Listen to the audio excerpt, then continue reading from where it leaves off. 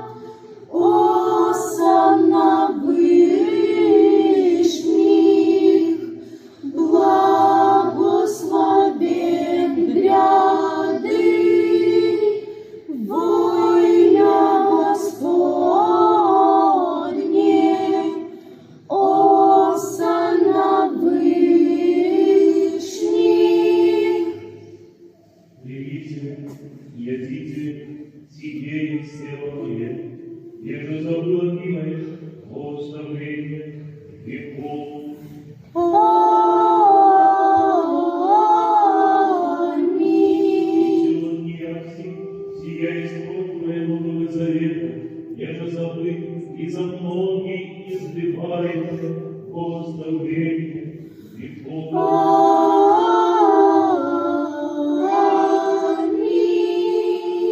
Твоя, от Твоих, Тебе принадлежит от всех и за вся.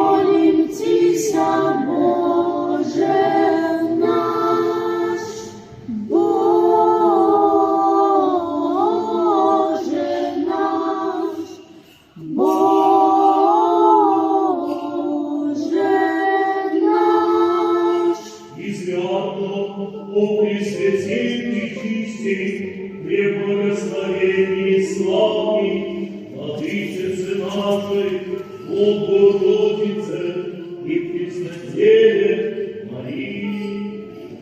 Достойна есть всякого